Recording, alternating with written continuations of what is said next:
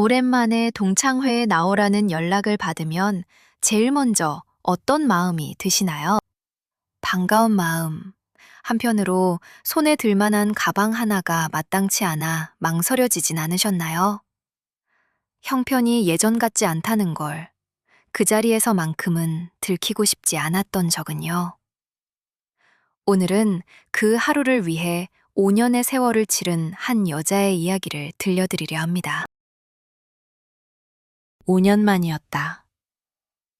영숙은 그 초대장을 손에 들고 한참을 서 있었다. 여고 동창회. 5년 전 그날, 영숙은 웃는 얼굴로 모두와 인사를 나눴었다. 그때는 아직 남편의 사업이 그럭저럭 버티고 있을 때였다. 5년, 그새 다들 얼마나 변했을까? 영숙은 그렇게 혼잣말을 했다. 영숙은 옷장문을 열었다. 예전엔 그 안에 걸린 옷들만으로도 자신이 누구인지 설명이 됐었다. 하지만 지금은 아니다. 좋았던 옷가지들은 이미 오래전에 헐값에 넘겼다. 그때마다 영숙은 스스로에게 괜찮다고 말했었다. 물건일 뿐이라고. 영숙은 한숨을 내쉬며 옷걸이들을 하나하나 넘겨보았다. 그래도 이건 못 팔지. 영숙은 나직이 중얼거렸다. 영숙에게는 함께 산 지 30년이 넘은 남편 정수가 있었다. 한때는 작게나마 사업을 하며 남부럽지 않게 살았지만 몇 년 전부터 형편이 기울면서 지금은 두 사람 다 이런저런 일을 전전하며 하루하루를 버티고 있었다. 옷장 맨 안쪽, 영숙은 옅은 아이보리색 원피스 한 벌을 조심스레 꺼냈다. 결혼 20주년에 정수가 사준 옷이었다. 영숙은 그 옷을 두 손으로 어루만지며 혼잣말을 했다. 다 팔아도 이것만은 남겨두고 싶었어. 영숙은 원피스를 몸에 대어 보았다. 그 순간 손끝이 멈칫했다. 머릿속이 복잡해지기 시작했기 때문이다. 그냥 있는 그대로 가면 안 될까? 이 옷 입고 화장 좀 곱게 하고 예전 친구들인데 다 알면서도 모르는 척 그렇게 넘어가 주지 않을까. 마음속에서 그런 목소리가 들려왔다. 그 생각 끝에 곧바로 다른 마음 하나가 고개를 들었다. 이해? 미란이가? 나를 그렇게 부러워하던 친구들이? 아니야. 다들 겉으론 손을 잡고 위로하는 척하면서 속으론 내 처지를 보면서 자기들이 더 낫다고 은근히 우쭐해 할 거야. 전교 1등이던 애가 이렇게 됐다고 두고두고 얘기거리로 삼겠지. 영숙은 스스로에게 그렇게 따져 물었다. 그냥 사람 좋게 웃으면서 있는 그대로 보여주면 되잖아. 그게 뭐가 창피하다고. 마음 한쪽이 다시 흔들리며 말했다. 아니야. 나는 그렇게 무너진 모습으로 걔들 앞에 서고 싶지 않아. 딱 한 번이야. 오늘 하루만이라도 예전의 나로 있고 싶어. 그게 뭐 그렇게 큰지는 아니잖아. 영숙은 결국 그렇게 마음을 다잡았다. 두 마음은 좀처럼 좁혀지지 않았다. 하지만 결국 이긴 건 오래도록 지켜온 쪽이었다. 영숙은 핸드폰을 꺼내 저장된 이름들을 하나하나 내려보기 시작했다. 그러다 손끝이 한 이름 앞에서 멈췄다. 한 여사. 연락한 지도 참 오래됐네. 영숙은 그렇게 중얼거리며 통화 버튼을 눌렀다. 몇 년 전 남편이 사업을 하던 시절 모임에서 알게 된 사람이었다. 형편이 기울고 나서는 자연히 연락이 뜸해졌던. 어머머, 이게 누구야? 영숙 씨 아니에요? 세상에, 얼마만이야. 나 얼마나 보고 싶었는데. 한 여사가 반갑게 소리쳤다. 언니, 그동안 연락도 못 드리고 잘 지내셨어요? 영숙이 애써 밝은 목소리로 답했다. 나야 늘 똑같지 뭐. 그나저나 그동안 마음고생 많았지. 이렇게 목소리라도 들으니까 좋다. 얼굴 한번 보자, 우리. 한 여사가 다정하게 말했다. 언니, 저 실은 부탁이 하나 있어서요. 저 다음 주에 동창회가 있는데 언니, 그 악어 가방 있잖아요. 혹시 하루만 빌려주실 수 있을까 해서요. 영숙이 조심스럽게 말을 꺼냈다. 아이고, 그게 뭐 어려운 일이라고. 얼마든지 빌려줄게, 영숙 씨. 그나저나 이렇게라도 목소리 들으니까 너무 좋다. 우리 조만간 밥 한번 먹자, 진짜로. 한 여사가 선뜻 대답했다. 네, 고마워요, 언니. 영숙은 울컥함을 누르며 작게 대답했다. 전화를 끊고 나서도 영숙은 한참을 그 자리에 서 있었다. 부탁까지 해가면서 내가 지금 뭘 하고 있는 거지? 그런데 언니는 옛날이랑 하나도 안 변했네. 나만 이렇게 변해버린 것 같네. 영숙은 속으로 그렇게 생각했다. 그러나 그 생각도 잠시 영숙의 머릿속엔 이내 다른 그림이 떠올랐다. 그 가방을 손에 들고 걸어 들어가는 자신의 모습. 다들 놀라겠지. 여전하다고 하나도 안 변했다고 하겠지. 영숙은 그렇게 상상하며 살짝 들떴다. 동창회 날, 영숙은 아껴두었던 아이보리색 원피스를 입고 그 위에 빌려온 악어 가방을 손에 들었다. 그리고 거울 앞에 섰다. 영숙은 거울 속 자신을 바라보며 스스로에게 말했다. 그래, 이 정도면 됐다. 이전과 같아 보이겠지? 식당 안. 오랜만에 만난 얼굴들 사이로 영숙이 들어섰다. 사람들의 시선이 자연스럽게 그녀의 손에 들린 가방으로 그리고 다시 그녀의 얼굴로 향했다. 어머, 영숙아! 얘, 너 하나도 안 변했다. 여전히 그대로네. 미란이 반가운 얼굴로 다가와 말했다. 미란은 영숙의 손에 들린 가방을 유심히 살펴보더니 이내 눈이 커졌다. 어머, 잠깐. 이거 에르메스 아니야? 진짜야? 세상에, 이거 얼마짜린 줄 알아? 미란이 놀라며 물었다. 역시 사장님 상호님은 다르네. 이런 것도 척척 들고 다니고. 미란이 감탄하며 덧붙였다. 영숙은 애매하게 웃으며 얼버무렸다. 그냥 옛날에 산 거야. 영숙이 얼버무리듯 말했다. 옛날에 샀어도 이런 건 요즘 부르는 게 값이라던데. 역시 영숙이 너는 안목이 남달랐어. 학교 다닐 때부터 뭐든 딱 알아보는 애였잖아. 미란이 계속 감탄했다. 거짓말은 생각보다 쉽게 나왔다. 그리고 그 쉬움이 영숙의 마음을 더 무겁게 만들었다. 옛날에 산 거라니. 오늘 아침에 빌린 거면서. 미란이 저렇게 부러워하는데 나는 지금 뭘 하고 있는 거야. 영숙은 속으로 씁쓸하게 되뇌었다. 그날 저녁 영숙은 오랜만에 예전의 자신으로 돌아간 듯 했다. 사람들의 부러운 시선, 반가운 인사, 오랜만에 느껴보는 존재감. 맞아. 나 이런 사람이었지. 잊고 있었어.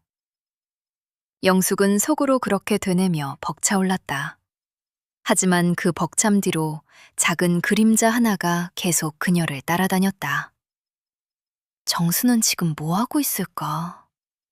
오늘도 새벽부터 나가서 나만 이렇게 이런 자리에 앉아 있어도 되는 걸까? 영숙은 문득 불안한 마음이 들었다. 화려한 조명 아래 웃고 떠드는 사람들 틈에서 영숙은 문득 혼자가 된 기분이 들었다. 즐거운데 왜 이렇게 마음이 무겁지? 이게 진짜 내 모습이 아니라는 걸 나만 알고 있어서 그런가? 영숙은 그렇게 자문했다. 그날 밤 영숙은 그 기분 좋음과 마음 한구석의 무거움을 함께 가슴에 안은 채 연회장에 나섰다. 동창회가 끝난 늦은 밤, 영숙은 홀로 버스 정류장 벤치에 앉아 있었다. 손에는 낮에 온기가 아직 남은 악어 가방이 들려 있었다. 오늘 하루는 지금의 내가 아니라 그때의 내가 살다 간 것 같았어. 영숙은 속으로 그렇게 생각했다. 영숙의 입가에 옅은 미소가 스쳤다. 하지만 그 미소는 오래가지 못했다. 근데 나 지금 뭐가 이렇게 좋다고 웃고 있지? 오늘 하루 거짓말을 몇 번이나 했는데. 영숙은 스스로에게 되물었다. 영숙은 무릎 위에 놓인 가방을 내려다보았다. 이거 내 것도 아닌데 이거 하나 들었다고 다들 나를 다르게 보고 그 눈빛 하나에 내가 왜 이렇게 좋았을까? 영숙은 속으로 씁쓸하게 되뇌었다. 기분 좋음과 그 뒤에 남은 씁쓸함.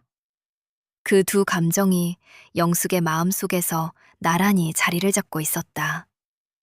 어느 쪽도 완전히 물러서지 않은 채. 정수는 오늘도 새벽 알바 나갔다가 저녁엔 대리운전 뛴다고 했었지. 나는 여기 앉아서 이런 걸 생각하고 있고. 영숙은 문득 그런 생각이 들었다. 영숙은 정류장 전광판을 올려다보았다. 버스 도착까지 3분. 옛날에 산 거야. 그 말이 왜 그렇게 술술 나왔을까? 낯설었어, 그런 내가. 영숙은 스스로가 낯설게 느껴졌다. 영숙은 고개를 숙인 채 한참을 그렇게 앉아 있었다. 오늘 하루가 머릿속에서 계속 되감기며 흘러갔다. 그때 저 멀리서 버스가 다가왔다. 영숙은 상념에서 화들짝 깨어났다. 어머, 내 버스다! 영숙이 놀라 외쳤다. 영숙은 벌떡 일어나 서둘러 버스에 올랐다. 손에는 지갑만 쥔 채였다. 늦은 밤, 정류장엔 아무도 없었다. 영숙이 앉아있던 벤치 위에는 악어 가방만이 가로등 불빛 아래 홀로 남겨졌다. 버스 안. 영숙은 창가 자리에 앉아 다시 생각에 잠겼다. 자신이 무엇을 두고 왔는지도 모른 채. 미란이는 여전하더라. 걔는 늘 그렇게 여유로웠지. 나도 예전엔 그랬는데. 영숙은 그렇게 떠올렸다. 창밖으로 지나가는 불빛들을 바라보며 영숙은 오늘 하루의 장면들을 하나씩 떠올렸다. 하루 종일 다른 사람인 척 연기하고 온 건데 이상하게 오늘 참 즐거웠어. 영숙은 속으로 그렇게 되뇌었다. 버스가 몇 정거장을 지나는 동안에도 영숙의 머릿속은 오늘 하루를 떠나지 못했다. 손에 무엇을 쥐고 있는지, 무엇을 두고 왔는지조차 의식하지 못한 채. 정수한테는 뭐라고 말하지? 오늘 하루 즐거웠다고 하면 미안해할까, 서운해할까? 영숙은 그렇게 자문했다. 버스가 익숙한 정류장에 멈춰섰다. 영숙은 그제야 정신을 차리고 자리에서 일어났다. 집. 현관문을 열자 정수가 기다렸다는 듯 반갑게 맞아주었다. 왔어? 오늘 어땠어, 다들? 반가웠어? 정수가 반갑게 물었다. 응. 다들 똑같더라고. 영숙이 애써 밝게 답했다. 정수는 아내의 얼굴을 살피다가 문득 그녀의 빈손을 발견했다. 근데 가본데 가방 없이 갔다 왔어? 손이 허전하네. 정수가 물었다. 그 순간 영숙은 심장이 내려앉았다. 뭐?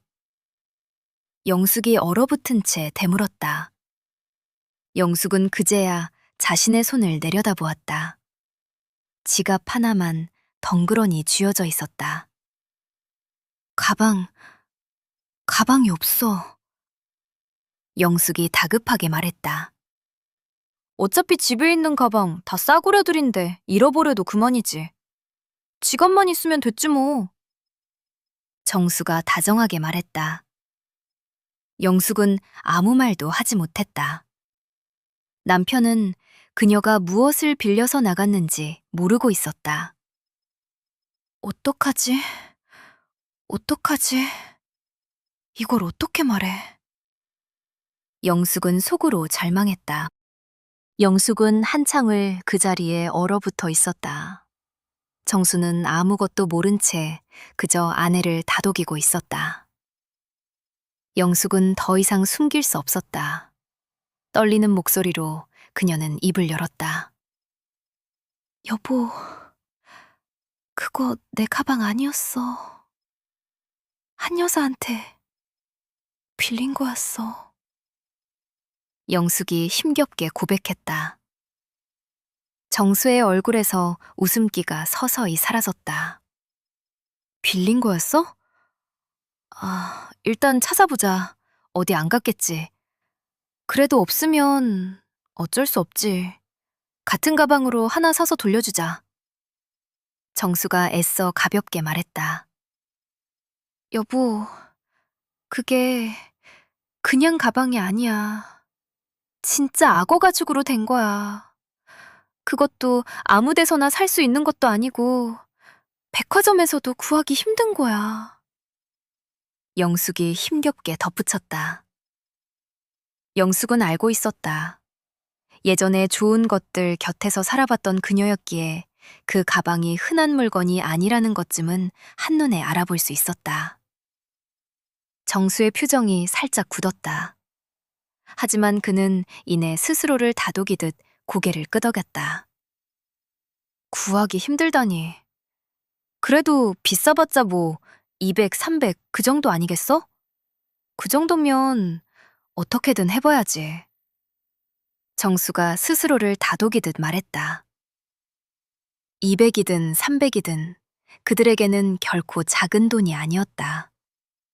정수도 속으로는 막막했지만 애써 담담한 척 아내 앞에서 내색하지 않았다. 영숙은 차마 아니라고 말하지 못했다. 정수가 알고 있는 것보다 훨씬 더 큰 숫자라는 걸 그녀는 이미 알고 있었다. 영숙은 굳이 정수의 짐작을 바로잡지 않았다.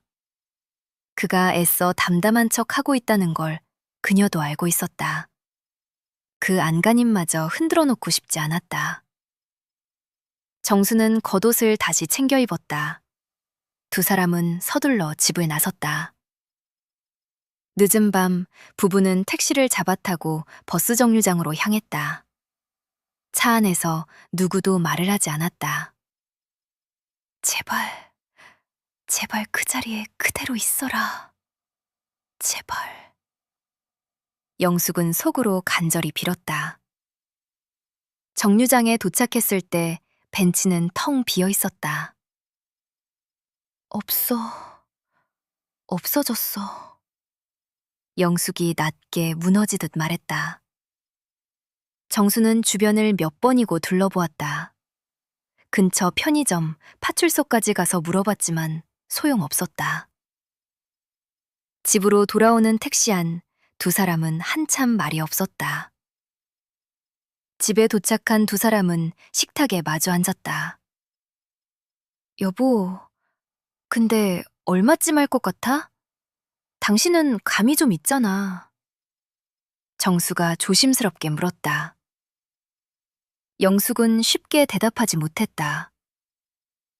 정확히 몰라.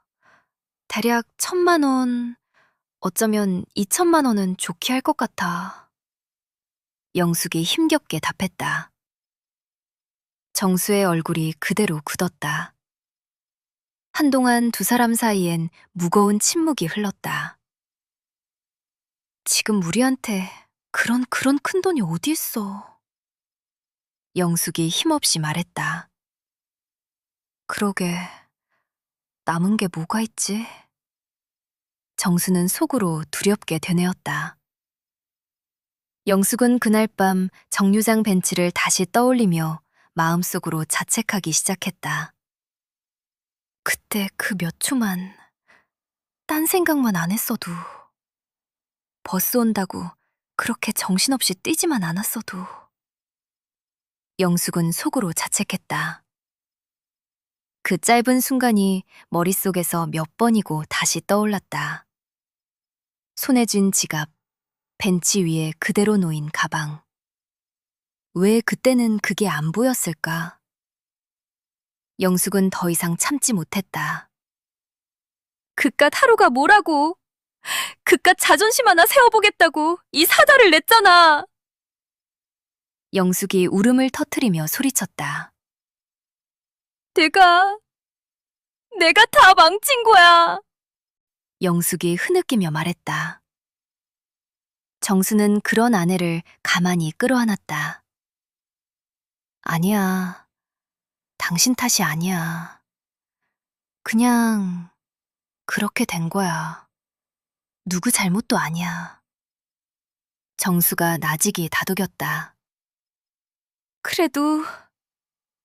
그래도 내가 그 가방만 안 빌렸어도. 영숙이 흐느끼며 말했다. 정수는 아무 대답도 하지 않았다. 그 역시 뾰족한 위로의 말을 찾지 못하고 있었다. 한참의 침묵 끝에 정수가 다시 입을 열었다. 지금 와서 누구 탓을 해도 달라지는 건 없잖아. 어떻게든 방법을 찾아보자. 정수가 힘겹게 말했다. 정수는 자리에서 일어나 서랍을 열었다. 그 안엔 이 집의 등기 서류가 들어있었다. 결국 이거 하나 남아있구나. 정수가 낮은 한숨과 함께 말했다. 18평, 두 사람이 10년 넘게 살아온 집이었다. 넉넉하진 않아도 두 사람에게는 마지막 남은 울타리였다. 정말 그렇게 큰 돈이면 우리한테 남은 건 이 집밖에 없어. 이 집 담보로 대출받는 것 말고는 방법이 없어. 정수가 힘겹게 그러나 담담히 말했다. 영숙은 아무 말도 하지 못했다. 그 말이 사실이라는 걸 그녀도 이미 알고 있었다. 이 집마저 우리한테 남은 게 정말 이거 하나였구나. 그날 밤 그 잠깐에 못 참아서 결국 이렇게까지. 영숙은 속으로 무너져 내렸다. 애들한테 잠깐 빌리면 안 될까? 정수가 조심스럽게 물었다. 안 돼. 걔들도 저 살기 바쁜데 이런 걸로 손 벌리고 싶지 않아. 절대 안 돼. 영숙이 단호하게 말했다. 정수는 더 이상 그 얘기를 꺼내지 않았다. 이런 큰 돈을 선뜻 내어줄 수 있는 형편이 아이들에게도 없다는 걸 그 역시 알고 있었다. 그래, 정 안 되면 집을 걸자. 일단은 내일 백화점부터 가보자. 물건이 있는지부터 확인해야 하니까. 정수가 결심한 듯 말했다. 내일 가보자. 영숙이 힘없이 답했다. 다음 날, 영숙은 정수와 함께 백화점 명품관을 찾았다. 매장 앞에 선 영숙의 손끝이 가늘게 떨렸다. 어떤 제품 찾으시나요? 매장 직원이 물었다. 저 악어 가죽으로 된 가방인데요. 이런 색상에 이런 크기고요. 영숙이 조심스럽게 말했다. 영숙은 핸드폰에 저장해둔 사진을 내밀었다. 아, 이 라인은 저희 매장엔 지금 재고가 없으세요. 이게 워낙 소량으로 나오는 제품이라 입고 시기도 정해져 있지 않고요. 직원이 미안한 듯 말했다. 그럼 다른 지점에는요? 영숙이 다급하게 물었다. 확인은 해드리겠지만 이 라인은 전국적으로도 물량이 거의 없어요. 대기하시려면 언제 연락드릴 수 있을지 저희도 장담을 못 드려요. 직원이 정중하게 답했다. 저 혹시 정가는 얼마나 하나요? 참고로만 알고 싶어서요. 영숙이 조심스럽게 물었다. 이 라인은 1,800만 원대예요. 직원이 답했다. 정수는 그 자리에서 숨을 삼켰다. 1,800. 정수가 낮게 되뇌었다. 영숙은 그 자리에 잠시 멍하니 서 있었다. 정수의 표정에서도 조금 전의 여유는 사라져 있었다.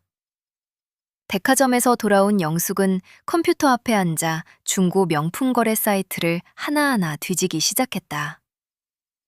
여기도 없고, 여기도 없고.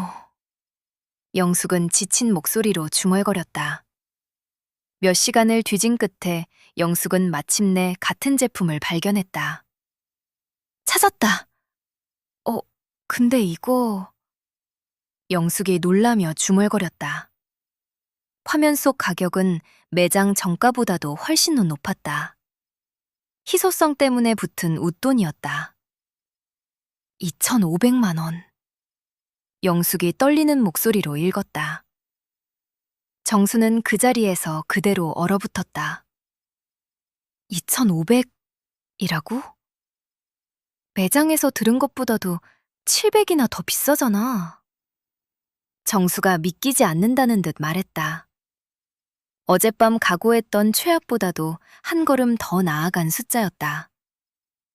이게 매장 가격보다도 더 비싸다는 거잖아. 이게 말이 되는 소리야? 정수가 힘없이 말했다. 없어서 못 구하는 거니까, 사려는 사람은 많은데 물건이 없으니까 그런 거겠지. 영숙이 체념한 듯 말했다. 한동안 두 사람 사이엔 아무 말도 오가지 않았다. 여보, 그냥 지금이라도 한 여사한테 사실대로 말하는 게 낫지 않을까? 영숙이 조심스럽게 말했다. 말한다고 달라질 게 있을까?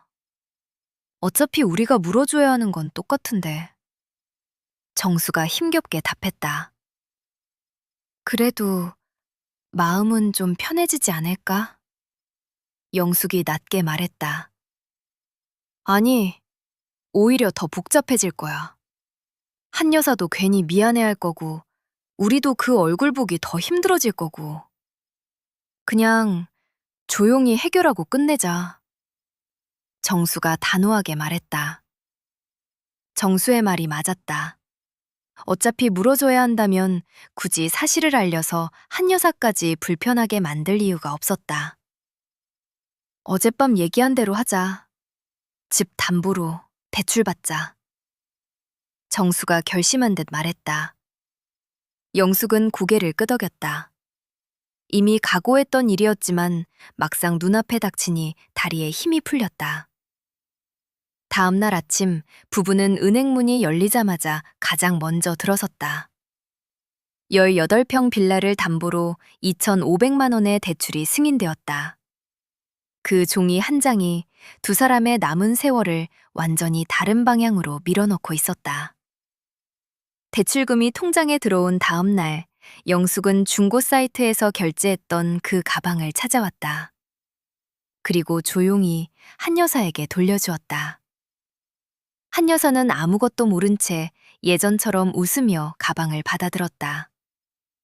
그날부터 부부의 하루는 완전히 달라졌다. 정수는 새벽 아르바이트에 나갔고 영숙은 그날부터 파출부 일을 시작했다. 그렇게 계절이 여러 번 바뀌었다. 정수는 어느 날부턴가 무릎에 파스를 붙이고 새벽길을 나섰다. 영숙의 손끝은 물이 마른 날이 없었다. 괜찮아, 이 정도는. 젊었을 때보단 못해도 아직 쓸만해. 정수가 애써 웃으며 말했다. 그런 밤이면 두 사람은 말없이 서로의 어깨에 파스를 붙여주었다. 자녀에게서 전화가 걸려올 때마다 부부는 목소리를 가다듬었다. 우리 잘 지내지? 걱정 마. 아무 일 없어. 영숙이 애써 밝게 말했다. 전화를 끊고 나면 그 밝던 목소리는 이내 다시 가라앉았다. 그렇게 한 해가 가고 또 한 해가 갔다. 5번째 겨울, 두 사람은 마지막 남은 대출금을 갚기 위해 은행을 찾았다. 창구 직원이 건넨 종이 한 장, 완제 확인서였다. 영숙은 그 종이를 한참 들여다보았다. 다 갚았네. 우리 다 갚았어. 영숙이 울먹이며 말했다. 고생했어, 여보. 정말 고생 많았어. 정수가 다정하게 말했다. 은행문을 나서는 두 사람의 어깨 위로 5해의 세월이 말없이 내려앉고 있었다. 빚을 다 갚고 몇 달이 지난 어느 봄날이었다. 영숙은 오랜만에 시장 나들이를 나섰다. 발걸음이 예전보다 한결 가벼웠다. 그때 건너편에서 낯익은 얼굴이 다가왔다. 한 여사였다. 어머, 영숙아, 이게 얼마만이야? 한 여사가 반갑게 말했다. 언니, 정말 오랜만이에요. 영숙이 반갑게 답했다. 그런데 영숙의 시선이 한 여사의 손에 들린 것에 멈췄다. 낯익은 악어 가방이었다. 그 가방을 보는 순간 지난 5년의 세월이 한꺼번에 밀려왔다. 저 가방 아직도 가지고 계셨구나. 영숙은 속으로 그렇게 생각했다. 요즘 잘 지내지? 정수 씨 사업은 좀 어때? 한 여사가 다정하게 물었다. 저희요, 이제 다 정리됐어요. 사실 언니, 그때 그 가방 있잖아요. 영숙이 담담히 말했다. 가방이 왜? 한 여사가 물었다. 그거 그때 제가 잃어버렸었어요. 언니한테는 차마 말을 못하겠어서 몰래 똑같은 걸로 구해서 돌려드렸었거든요. 그거 갚느라 집까지 담보 잡히고 5년을 꼬박 일했어요. 영숙이 떳떳하게 말했다. 한 여사의 얼굴에서 웃음기가 서서히 사라졌다. 뭐? 그런 일이 있었어? 나는 전혀 몰랐어. 한 여사가 놀라며 말했다. 이제 다 갚았으니까 이렇게 떳떳하게 말씀드릴 수 있는 거예요. 영숙이 옅게 웃으며 말했다. 한 여사는 손에 든 가방을 내려다보았다. 그리고 한참 만에 힘겹게 입을 열었다. 영숙아, 그때 내가 빌려줬던 가방 있잖아. 그거... 한 여사가 떨리는 목소리로 말을 꺼냈다. 한 여사는 쉽게 다음 말을 잊지 못했다. 영숙은 숨죽인 채 그녀의 다음 말을 기다렸다. 사실 가짜였어. 그때 진짜는 너무 비싸서 나도 살 엄두가 안 났어. 그래서 가짜를 샀던 거야. 한 여사가 힘겹게 고백했다. 영숙은 그 자리에 그대로 굳어버렸다. 가짜였다고요? 영숙이 힘없이 되물었다. 몰랐어, 정말. 이게 이렇게 될 줄은. 미안해. 한 여사가 미안한 듯 말했다. 5년의 세월이 그 한마디 앞에서 무너져 내렸다. 한 여사는 한참을 망설이다가 그 가방을 영숙에게 내밀었다. 이거라도 가져가. 어차피 나한텐 가짜 아무것도 아닌데. 너한테는 그게 아니었잖아. 한 여사가 조심스럽게 말했다. 영숙은 선뜻 손을 내밀지 못했다. 하지만 이내 떨리는 손으로 그 가방을 받아들었다. 집으로 돌아오는 길, 영숙은 그 가방을 품에 꼭 안고 걸었다. 영숙은 집으로 돌아왔다. 왔어? 오늘 어디 갔다 왔어? 정수가 다정하게 물었다. 영숙은 아무 말 없이 그 가방을 정수 앞에 내려놓았다. 여보, 그때 내가 잃어버렸던 가방, 그거 사실은 가짜였대. 영숙이 담담히 말했다. 정수는 잠시 그 가방을 내려다보았다. 그리고 헛웃음이 새어나왔다. 그래? 참, 별걸 다 위해서 그 고생을 했네, 우리. 정수가 허탈하지만 따뜻하게 말했다. 영숙은 옅은 미소를 지었다. 그러나 그 미소 끝에 눈시울이 붉어지고 있었다. 그러게, 가짜 하나 때문에 5년을. 영숙이 목이 메어 말했다. 정수는 그런 아내의 손을 가만히 잡았다. 근데 여보, 그 5년 동안 당신이랑 나랑 같이 버틴 건 그건 가짜 아니었잖아. 정수가 진심을 담아 말했다. 영숙은 남편의 얼굴을 가만히 바라보았다. 그러네. 그건 진짜였네. 영숙이 편안하게 말했다.